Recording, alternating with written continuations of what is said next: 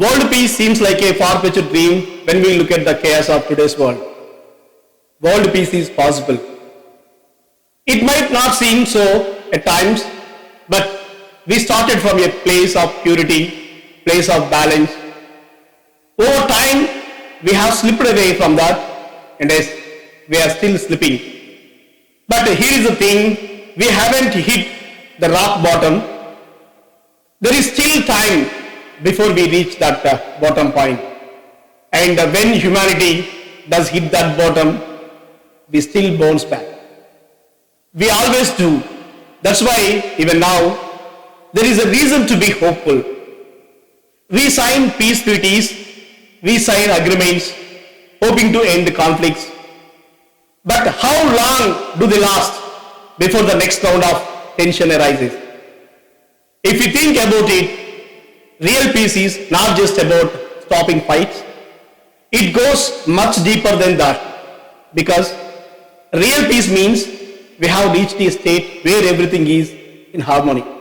It means understanding that at our core, we are all connected, part of the same system, and we share a common root before all the divisions of gender, race, and nationality came into play. Our ego, the constant desire to put our needs above others. Our ego is at the heart of the disruption. It is not just causing conflict between people, it is also disturbing the natural balance around us. Nature is a system where everything is interconnected, and as humans, we are the only ones disrupting that balance with our self-centered desires. It is about changing our egoistic nature into an altruistic one. We need to embrace the fact that peace is not about eliminating differences, but about finding harmony between opposites. Light and darkness, heat and cold, sweet and bitter. Nature is full of opposites working together in a single system. Similarly, we must learn how to include and how to embrace differences between nations if we ever want to achieve true peace. Many of us stuck in this traditional view, thinking that we need to conquer, we need to fight, and we need to overcome the world. But that is just an illusion. As long as we hold on to this mindset, it is no wonder that we see so much conflict in our relationships, our communities, and even within ourselves. It's not about changing the world through force or manipulation. It's about changing ourselves, shedding the beliefs, shedding the values that promote conflict, competition, and blame. We all come from motherhood. The very first human child was born out of love, and ever since we have carried two innate selves within us, the child self and the parent self. The parenting self protects, nurtures, and creates an environment where the next generation can survive and thrive. The child self remembers that love in turn grow up to become the parent, continuing the cycle. This is not just about survival, it is about something deeper, something encoded in the soul. We have learned through science that the body and soul are distinct. We can create artificial intelligence, but not the soul. We have to acknowledge the challenges.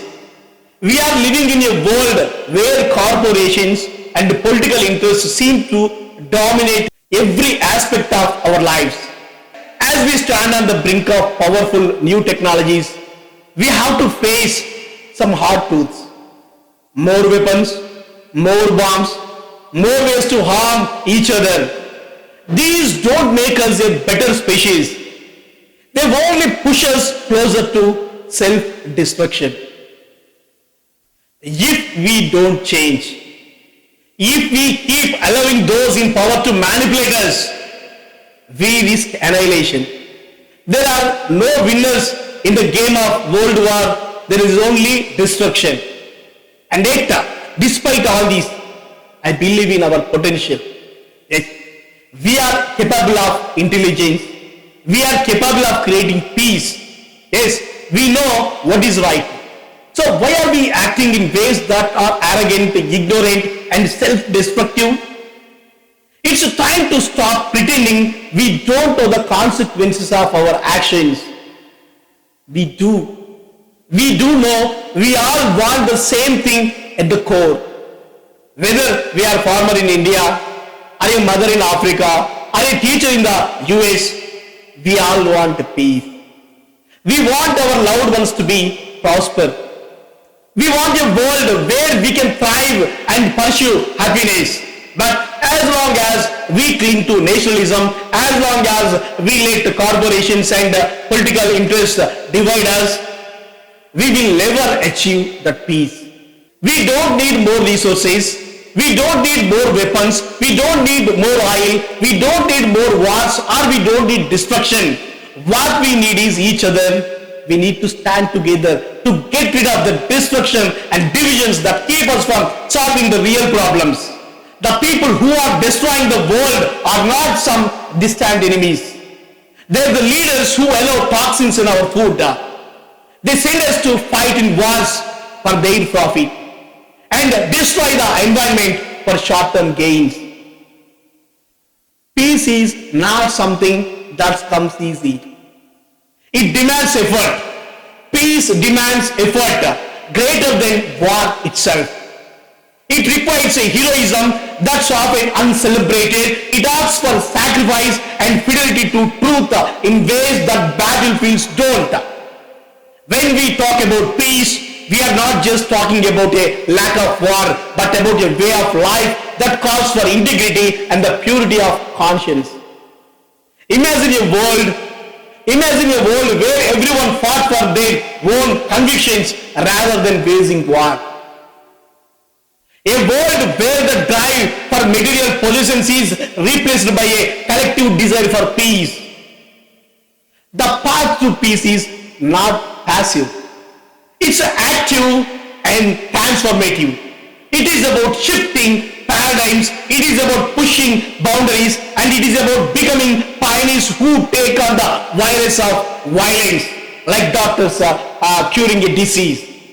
It's about being soldiers of peace, not just talking about it, but actually living it, making the world our masterpiece. But let's not kid ourselves. Ignorance is one of the greatest threats to peace. Where there is no understanding, where there is no brotherhood, where there is no peace, we cannot survive. We need to see beyond the superficial divisions of race, class, or nationality. We must abandon the idea that some are superior to others. But only when human rights are truly equal for all can we begin to realize a lasting peace. Peace is not something we enforce, it's something we achieve through understanding, through recognizing our shared humanity. More than ever, what we need is a system where peace is more rewarding than war, where peace is not just the absence of conflict, but the presence of justice, equity, and dignity for all. Until we stop glorifying violence in any form, whether it's against each other or against nature itself, peace will remain out of reach. That's why we must teach peace, especially to our children, because if we don't, someone else will teach them violence. Peace doesn't come from defeating others, but from making them our partners in this journey. And perhaps that is the greatest victory of all. In our lives, we are constantly surrounded by 5 enemies of peace: greed, ambition, envy, anger, and pride. These are the forces that disturb our inner balance and prevent us from experiencing the tranquility we seek. To rid ourselves of these distractions, we need to start by looking inward. If we truly love peace, we must first challenge the injustices and tyranny that resides within ourselves before we look outward. True peace cannot be forced or imposed by power or fear. It must be generous and tranquil contribution to the greatest good. Peace is dynamic. It requires constant nurturing. It requires constant effort. It requires constant sacrifice. If you truly want peace, you must be willing to work for justice, because peace is impossible without justice. Justice is what removes the obstacles to peace, but it's love and compassion that directly create peace. We must reject the kind of peace that keeps us in chains or silence. The peace that is no more than an absence of conflict while injustice continues to thrive. Peace, real peace, it means the resolution of conflict through dialogue, through knowledge, and through human solutions. In this world, peace is more than just the lack of war. It is a reflection of our values. It is the place where human rights are respected, where people are free, and where nations and individuals alike can thrive and grow. Without fairness, without respect for culture, and without development, there can be no peace. As long as we continue to view peace as something that can be achieved through violence or dominance, we misunderstand its essence. Peace is the only battle truly worth waging, and it requires us to put down our guns and pick up compassion. Let us remember that it is the presence of creative alternatives of empathy and understanding that will guide us to lasting peace.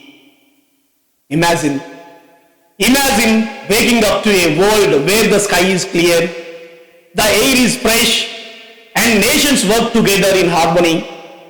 But that dream is fragile. Standing on the brink of a dark abyss, the threat of World War III looms large, not because of the crazed ambitions of one man, but because of complex geopolitical power struggles. Preventing this catastrophic outcome is not just the job of world leaders, but a call to action for all of humanity. Let me start by asking you this. Do we really want to see another world war? Can we afford to go down the path again, knowing the devastation it would bring to billions of lives? The world stands at a crossroads, and we have a simple yet powerful choice to make. Continue racing toward destruction, or take a collective step back from the brink and embrace a future where nations work together for the greater good. Now, let's get real. We know that everything lies in the hands of the world major powers, especially leaders from the US, leaders from the China and Russia. But here is where things get messy. They have been playing this dangerous game of blame shifting, pointing fingers, and one-upping each other in the arms race. And sure, maybe these leaders will secure their wealth and power, but at what cost? Billions of innocent lives, whole nations reduced to rubble. The real question is, does that make them look powerful, or does it make them look like liars? Because let's face it, war always speaks louder than peace, and money seems to speak louder than people. The reality is that so many suffer because of hasty decisions made by a handful of individuals. They sit in boardrooms, they make deals, they send armies, stockpiling weapons, but at the end, who really pays the price? It's the people, the everyday families, the children. And here is the truth that we cannot ignore. If we want to avoid another global catastrophe, World War III, there should never be another arms race. Defenses built on fear quickly turn into offenses. The moment you start building up arms, you are not protecting anyone, you are just preparing for war. And let's talk about something bigger than all of us. that is nature. These nuclear, biological and chemical weapons, they don't just kill people, they kill the planet. Earth has a way of fighting back, whether it's through earthquakes, tsunamis or fires. And trust me, there is no weapon powerful enough to stop that kind of destruction. In the end, if we keep trying to force every country, every culture, every person to conform to one way of thinking, we are asking for disaster. The world is beautiful. The world is beautiful because of its diversity. Not everyone has the same taste in food, in politics, or in life. And that's okay. What we need is unity in diversity, not dominance in uniformity. The path forward is not about who can shout the loudest, but who is willing to listen. So as a global society, we have to make a choice. Do we continue down this path of destruction, or do we finally come together, step back and choose peace? Because make no mistake, peace is not something that just happens. It is something we all have to choose, and we have to choose it every single day. Let's make sure our leaders hear this message loud and clear. It's time to stop the war games and start building a world where peace is louder than the sound of weapons. Thank you.